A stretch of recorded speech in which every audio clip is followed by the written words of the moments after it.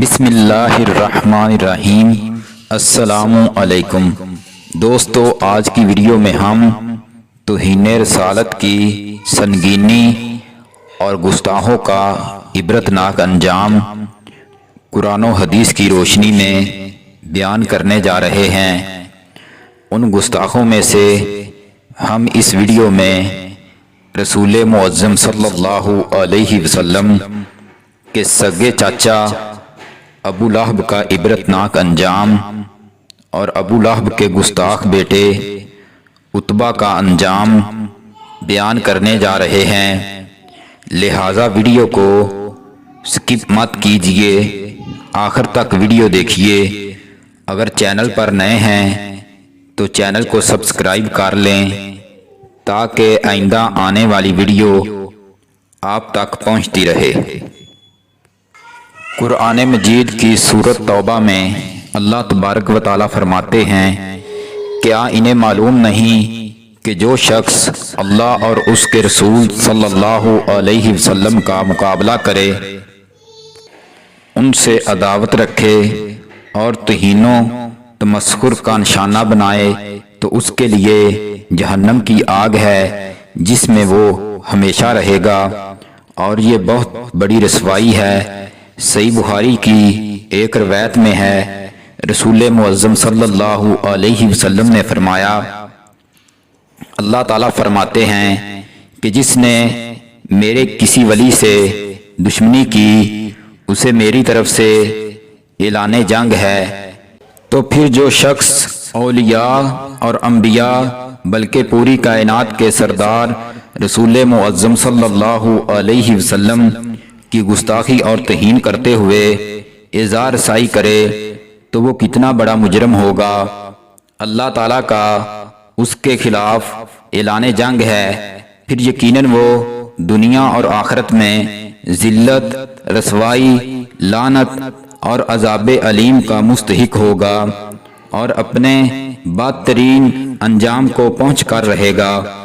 تاریخ گواہ ہے کہ اللہ تعالیٰ نے گستاخان رسول کو ہر دور میں نشان عبرت بنایا ہے۔ ابو لہب کا عبرتناک انجام، یہ نبی کریم صلی اللہ علیہ وسلم کا سگا چچا تھا اور آپ صلی اللہ علیہ وسلم کا بڑا دشمن تھا۔ ابو لہب آپ صلی اللہ علیہ وسلم سے بڑی عداوت رکھتا تھا۔ جب نبی مکرم صلی اللہ علیہ وسلم نے کوہ صفا پر چڑھ کر لوگوں کو جمع کیا اور انہیں توحید کی دعوت دی تو سب سے پہلے ابو لہب نے کہا تھا، تو برباد ہو جائے، کیا تو نے ہمیں یہ سنانے کے لیے جمع کیا تھا؟ نعوذ باللہ۔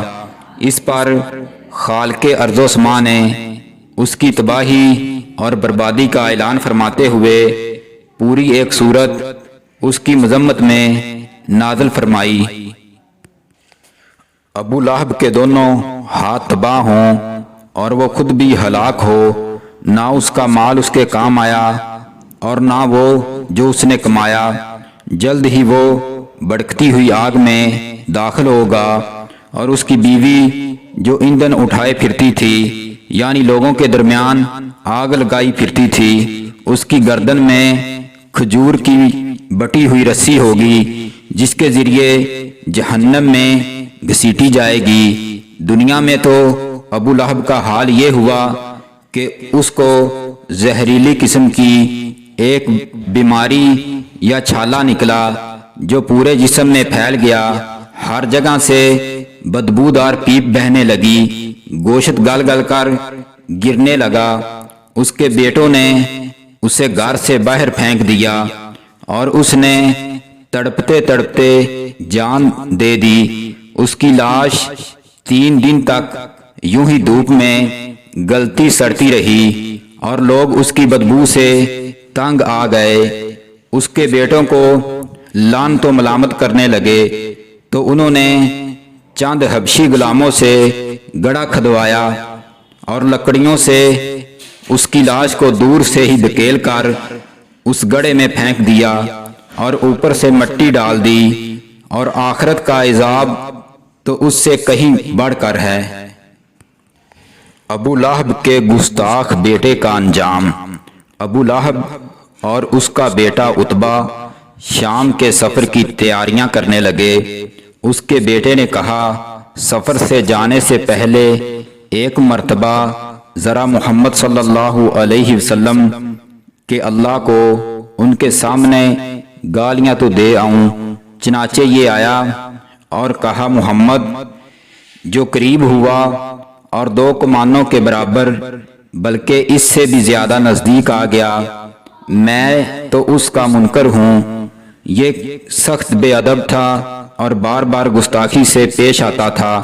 رسول معظم صلی اللہ علیہ وسلم کی زبان سے اس کے لیے بد دعا نکل گئی کہ باری تعالیٰ اپنے کتوں میں سے ایک کتا اس پر مقرر کر دے۔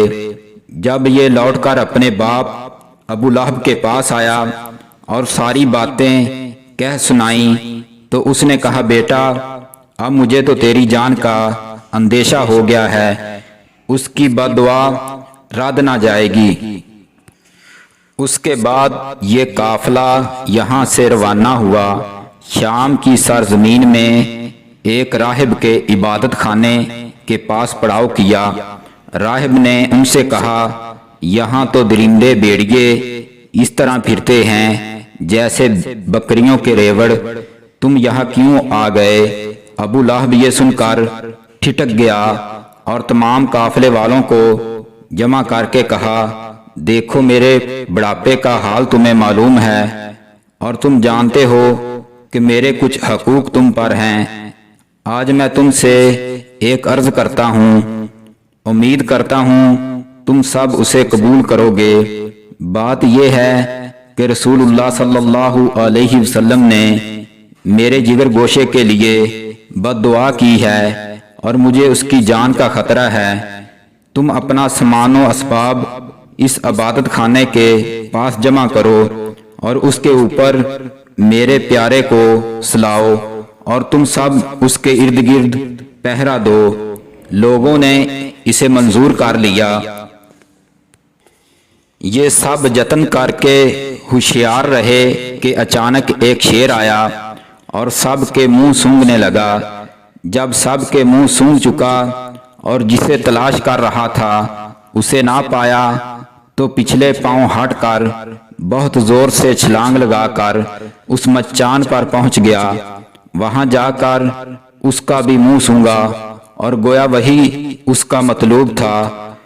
پھر تو شیر نے اس کے پرخچے اڑا دیے، چیر پھاڑ کر ٹکڑے ٹکڑے کر ڈالا۔ اس وقت ابو لہب کہنے لگا، اس کا تو مجھے پہلے ہی یقین تھا کہ محمد صلی اللہ علیہ وسلم کی بد دعا کے بعد یہ بچ نہیں سکتا۔